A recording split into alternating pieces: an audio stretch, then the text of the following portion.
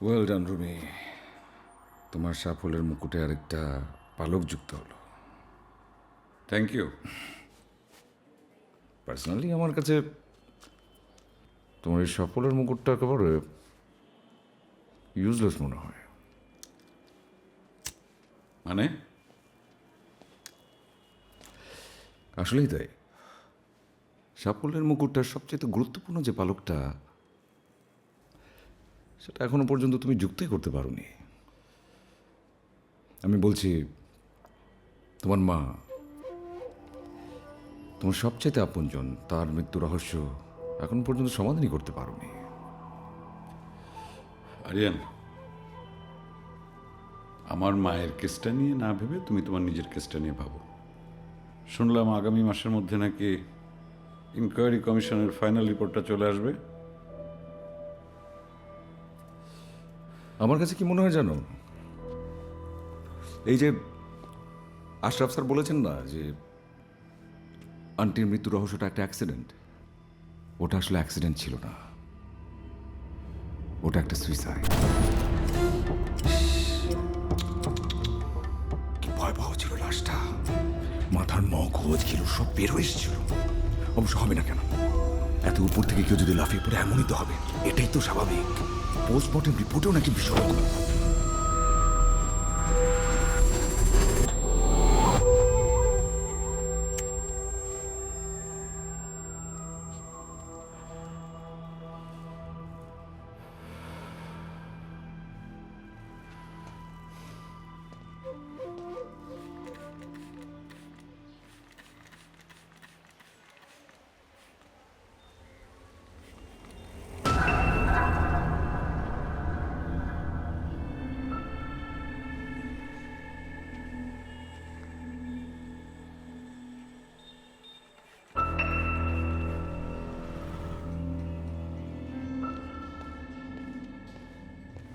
শুভ জন্মদিন।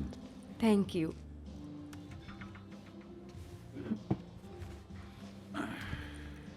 কি ব্যাপার, আর সবাই কই?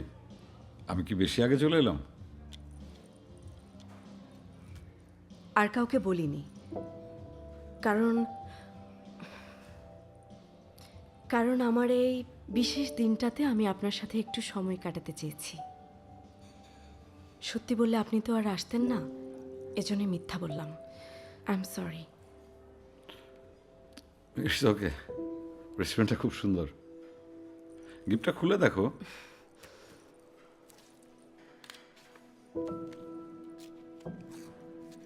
তোমাকে শাড়িতে প্রথম দেখলাম, অনেক সুন্দর লাগছে।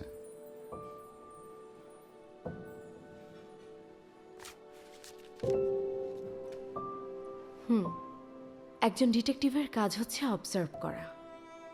আপনি কি কখনো অবজার্ভ করেছেন?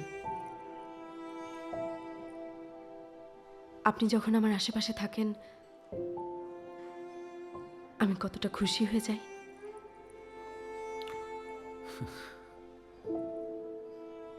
শিট, আমার ভুল হয়ে গেছে। আমার জরুরি একটা কাজ আছে, আমি এখন উঠি। আবারও শুভ জন্মদিন, আর তোমার জন্য একটা ট্রিট পাওনা থাকলো। ঠিক আছে, আসি। মনে রাখবেন, আপনার প্রতি সবচেয়ে বেশি অধিকার আমার, কারণ আপনার প্রতি আমার কোনো দাবি নেই।